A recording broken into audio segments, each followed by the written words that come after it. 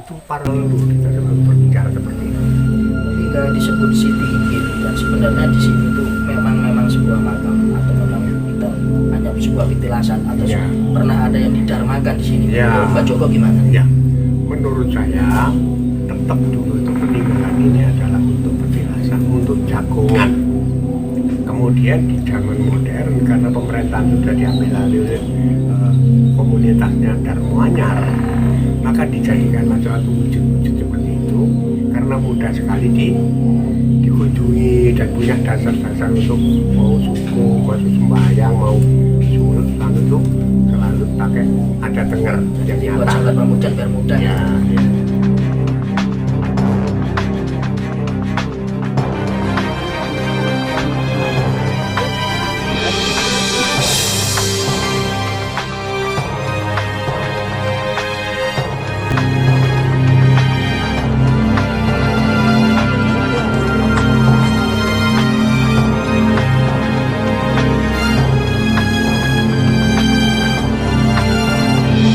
Berbatu, Waalaikumsalam. salam rahayu, Nah, salam budaya. Kali ini kita berada di Siti Inggil, jadi berada di Desa Kedunggulan, Trawulan, Mojokerto. Tetap bersama narasumber kita, Mbah Jago Umbaran, jadi selaku pegiat sejarah dan salah satu pelaku spiritual di daerah Trawulan sini. Kita akan bincang-bincang mengenai bagaimana sejarah sebenarnya Siti Inggil. Jadi kita nanti mungkin kembali sejenak ke masa lalu, bagaimana ceritanya awal berdirinya Siti Inggil hingga sekarang menjadi sebuah petilasan, dan bagaimana kita nanti bisa mencari yang sebenarnya siapa sebenarnya yang berada di sini, dari sapu jagat yang sapu angin dan terkenal di sini dengan petilasan Raden Wijaya. Kita akan mengungkap semuanya dan kembali sejenak ke masa lalu bersama Mbah Joko Umbaran. ya. Terima kasih waktunya kepada kami berbicara tentang perjalanan Romo Wijoyo yang dulunya sebagai disebut masih muda itu disebut Joko Suruh. Beliau itu selalu melakukan petualangan dari mulai selatan, daerah Mojowarno dan lain-lain, terus selalu punya petilasan, punya tinggalan. Dia berjuang terus tidak pernah berhenti. Terus pada akhirnya dia memilih tanah di daerah sini, ketemu dengan saudaranya, artinya ratu di sini, yaitu ratu yang waktu itu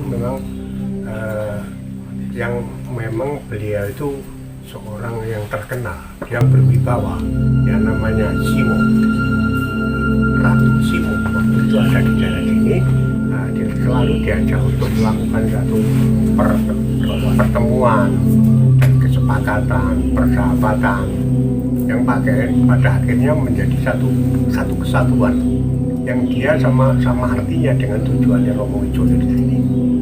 Akhirnya terjadilah kesepakatan apa yang menjadikan ketentuan di sini, maka dibuatlah tempat ini untuk jagongan, untuk perkumpulan yang namanya sebuah kesepakatan dalam bahasan setiap harinya. Romo Wijoyo selalu memiliki satu kemampuan yang terus-menerus tidak pernah berhenti. Ya, karena bakatnya sebagai seorang raja itu, sebelum menjadi raja ini yang saya katakan, itu sudah memberikan karakternya yang sangat suka membina rakyat, membangun rakyatnya dengan yang terbaik. Bagaimana diberikan ajaran-ajaran yang tentunya bagaimana mengenai kehidupan, pertanian dan lain-lain, kemudian juga penataan lingkungan, bagaimana menata pedesaan yang baik, selalu dibahas dalam keseharian. Tempatnya di sini. Tempatnya di sini ketika dia mendirikan tempat ini. Nah, tempat ini memang dibuat dari batu bukan batu andesit, tetap bata yang tentunya memiliki satu kemampuan 4 unsur ether. Terdiri dari 4 unsur itu ada api, ada angin, ada air, ada tanah. Itu yang ada di sini. Itu sifat batu bata seperti itu. Jadi karakter ini menjadi karakter Mojopahit selamanya, bahwa Mojopahit lebih memperkuat adalah bangunan-bangunan yang berhubungan dengan terakota, ditimbulkan dengan masalah dari bahan batu bata itu yang terjadi. Seperti yang pernah terjadi di sini, itu disusun dari sebuah pembuatan batu merah besar dengan ukuran tertentu. Kalau tidak salah ukuran teknisnya itu lebarnya itu 20 cm, kemudian panjangnya itu 25, tebelnya itu minimal 8 cm. Itu ukuran-ukuran rata-rata seperti itu. Dan ini dipakai secara standar untuk membangun candi-candi di wilayah ini. Jadi khususnya ini ya, Ya, Sitinggil untuk Sitinggil itu spesialnya untuk itu. Dan ini dulunya, awalnya dulu disebutkan Candi Antawulan. Candi Antawulan, ada yang menyebutkan seperti itu. Monggo dipersilakan aja, karena nama-nama itu juga cemplungan-cemplungan dari masyarakat, ya. Yang akhirnya dibakukan menjadi standar nama. memberikan sebutan ya, untuk Ya, sebutan Antawulan itu sini. Ya karena apa ya? Kenapa wulan yang dipakai? Karena wulan itu adalah rembulan. Pada waktu itu menggunakan satu bentuk sastra. Antawulan itu adalah sandi-sandi Mojopahit di zaman dulu pakai bulan. Tapi pada akhirnya Condro Suryo sebagai satu contohnya akhirnya berpindah pada matahari. Nah, itu tahun-tahun di waktu itu memang terjadilah seperti itu, maesan itu. Supaya apa? Di era itu maesan dahulu menjadi satu mutlak diperlukan gitu loh.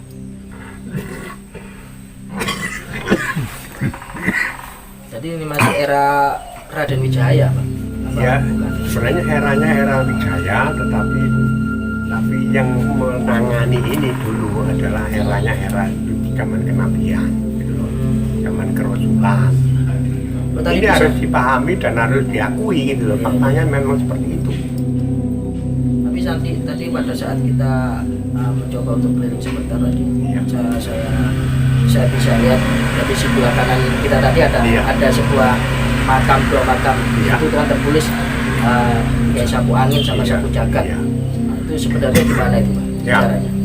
Sapu jagat, sapu angin sudah saya sebutkan tadi, sebenarnya itu tidak lebih daripada orang yang terlalu dekat dengan Romo Wijoyo. Orang yang menjadi satu pembantu ataupun juga partai zaman sekarang itu, yang selalu kemanapun perginya Romo Wijoyo selalu dikawal dengan itu tadi itu. Jadi ya kakang sapu angin, sapu derajat itu tadi, sapu jagat. Dan itu dua orang ini adalah sandi nama dan sandi identitas, dan bahkan identitas itu menjadi karakternya, kayak karakter bumi, keluhurannya seperti bumi. Filosofinya diambil Iya. filosofinya, Pak. Filosofinya seperti itu. Angin, karena ada sapu angin, berarti orang itu pintar bicara, pintar bersuara, pintar gitu loh. Itu sifat-sifat angin seperti itu. Jadi jiwa-jiwa itu menjadi jiwanya, karakternya orang ini. Seperti bumi, bumi itu kan punya keluhuran luar biasa, diudai, dikencing, dan sebagainya. Bumi kan diam aja. Terus angin juga gitu, suara yang pintar, kemudian apapun seperti guru-guru itu pandai bicara, pandai berucap dan lain-lain. Berkilah politisi juga, itu kan pintar-pintar juga. Jadi Karena memang itu anu, angin. Pak, ya. Memang dulunya memang ibaratnya gitu orang yang terpercaya ya. Iya, orang yang percaya. Jadi punya memang dimakamkan itu. di sini. Iya, jadi layak dinamakan sapu angin. Kamu cocoknya sapu angin. Kalau kamu karena keluhuran dan kebesaran jiwamu, sapu jagat. Sapu jagat. Karena jiwa yang besar, longgar, rokowo, kayak watai bumi. Terus yang di sebelah selatan tadi saya coba lihat di sana tadi seperti bangunan layaknya Sanggar Pamujan, itu sebenarnya gimana itu, Pak? Ya memang bener nggak salah, karena itu sebenarnya adalah Sanggar Pamujan.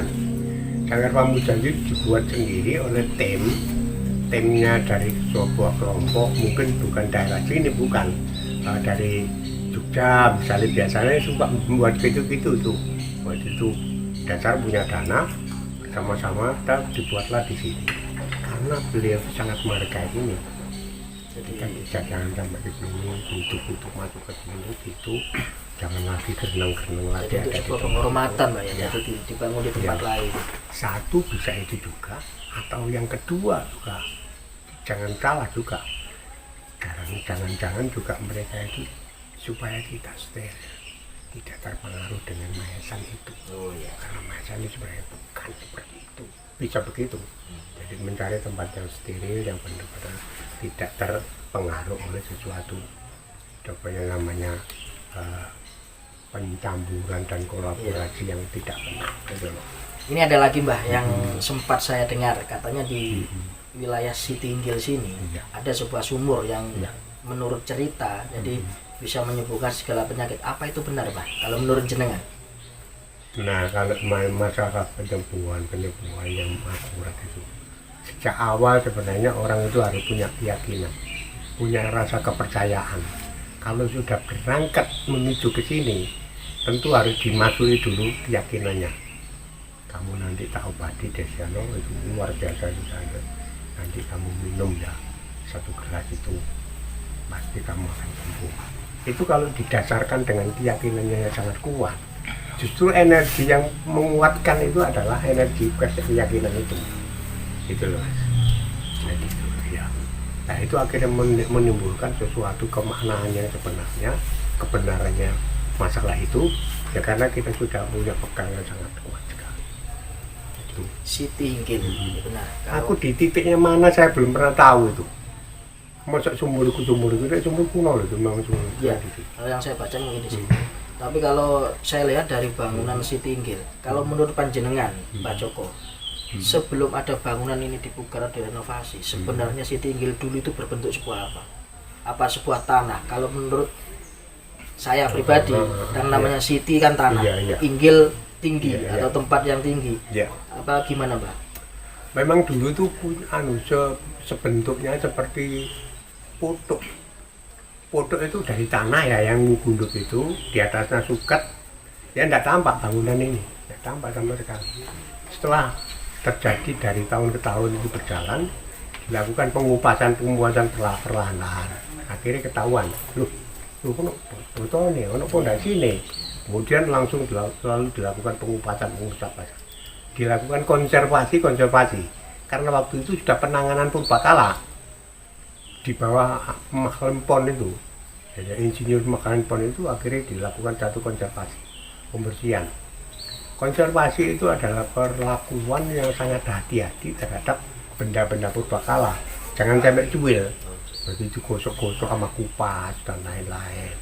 Pakai air dulu. Apa mungkin memang benar ini sebuah mungkin dulu tempat pertapaannya mungkin dia kalau mungkin bertapa sebuah raja apa itu raja yang Raden Wijaya itu apa dia dulu memang bertapa di Mungkin bisa pasti juga saya katakan untuk bertapa itu rasanya tidaklah mungkin. Tapi kalau untuk semedi kan punya batasan tertentu, diam tetap gitu. Ada batas kan itu, Ya, malam sama diam tanpa mau diganggu apapun lah. Itu di tengah malam sama apapun yang terjadi, entah itu hujan atau apa, dia bertahan, dia kuat tenaga. Itu namanya semadi. Tapi Tempat kalau semadi. bertapa itu di tempat yang benar-benar steril, masuk dalam gua, kemudian diem juga nggak makan, nggak tidur, katakanlah dia duduk itu dengan kekuatan yang luar biasa itu diem aja. Jadi manunggal dengan Kawula Gusti itu manteng itu menang sama sekali. Itu sangat terdepan itu buat saya. ini saya penasaran Mbak kalau sepengetahuan Mbak Joko Iya. Umbaran di sini selaku pegiat sejarah sebenarnya yang ada di dalam ini apa aslinya ini Mbak? Sebuah petilasan, sebuah makam, sebuah apa cukup apa gimana? Oh, tidak ada apa-apanya di dalam itu. Tidak ada apa-apa. Sekarang jadi di dalam ini enggak ada apa-apanya. Karena sejak dulu itu dilakukan satu proses kremasi. Pembakaran Romo Wijaya itu malah dalam perjalanan sejarahnya juga pernah jadi geger dulu. Gegeran Pro dan dari kontra umat- Pak ya? Iya, dari umat Buddha dia memikirkan bahwa Romo Wijaya itu karakternya sangat halus, sangat santun, sangat hormat seperti alanya seperti penganut Buddha. Jadi itu orangnya itu damai sebenarnya. Wah, nggak bisa. Yang namanya Romo Wijaya dulu seorang pemberani dia, kok petarung sejati itu seperti Siwa itu. Nggak bisa itu, Siwa harusnya dimakamkan dengan cara Siwa aja di Blitar. Di Candi Simping ya di Blitar. Siwa candi ini. Iya. Terus di sini dicandikan tadi Candi Gentong itu. Jadi umat Buddha, pemujaan Buddha. Karena apa? Romo Wijaya itu halus, pribadinya sangat lembut, sangat kasih sayang, seperti Buddha. Gitu. Walah, zamanku kalau bikin itu yang ngono. Jadi kaula di bangsa ini kan sudah dulu senengane gitu. Senengane produk gitu jadi. Tapi ini betul. Mbak ya, ini dibangun seperti ini sudah sesudah era Wijaya apa gimana? Dibangun sebuah petilasan seperti ini. Iya. Apa barusan aja? Enggak, itu zaman Wijaya itu sudah ada dan ini ditindaklanjuti itu aja. Oh, gitu aja. Tambahan-tambahan ini kan bagian daripada orang-orang yang punya sumbangan. Tak kayak ini loh. Terus pihak juru kunci di sini. Oh, nggih. Nggih Mbah, nggih dorong dan lain-lain. Dibuatkanlah dengan ini sak gambar-gambar pisan. Tapi kalau saya lihat dari segi fisiknya seperti ini, kalau di sini ada tumbuh pohon sangat besar sekali, kemungkinan juga kalau menurut versi saya, mungkin ini juga dulunya waktu ini ke dalam mungkin Mbak ya, mungkin nyatanya dulu seperti lereng gitu. Kayak di bawah ini, kunci ini di celono itu, ini ditambahin mana munggah, nutupi dari ini. Ya biar itu tetap dari batu bata. Aslinya batu Cuma bata. ada trap-trapnya juga gitu loh. Ada tahapan-tahapan yang menurun itu zaman dulu. Tetap ono kerko ini ditiru cuma ditambah ini. Tambah dengan keindahan-keindahan. Cina itu sangat menghormati kita saja nih. Ini gimana tuh iya. Terus semua yang ada di sini berarti sebelumnya memang sengaja di sini seperti ini, seperti sapu jagat sama sapu angin ini sebenarnya ini dulu ini perabuan atau memang jasad yang dimakamkan di sini sehingga bisa mendampingi sebuah petilasan. Kalau menurut jenengan? Menurut saya kalau sapu jagat sapu angin ini tetap ini dari prosesnya itu dilarung. Dari dibakar tetap di kobong itu pokoknya diobong dengan kayu dulu itu ya. Iya. Jadi tanamkan di sini untuk dikasih tanda. Hasil dari tanda ini ya kok nganyar, kok kenabian udah. Tapi itu kuburannya maaf apa jadi awu. Akhirnya dibangun seperti ini jadi namanya Siti Hinggil, disebut Siti Hinggil. Nah, saiki usume sudah tidak bahasa asing lagi. Orang mesti bertanya, menika makomipun sinten lah. Oh, nggih makomipun di makam niku. Pertanyaan mesti ngono kae. Oke sedulur. Ya, Jadi ini ya. dari penjelasan. Jadi kita kembali ke masalah tadi versi sejarah dari Mbah Joko Umbaran. Sebenarnya Siti Hinggil itu sebenarnya tempat. Jadi mungkin semedi dulu. Ya, semedi dan sehingga akhirnya pada era-era berikutnya dibugar secara perlahan hingga menjadi bentuk bagus megah seperti ini. Jadi sebuah penghormatan. Terima kasih. Assalamualaikum warahmatullahi wabarakatuh. Salam Rahayu. Salam budaya. Subscribe, like, dan komen channel Hamba TVAE. Terima kasih.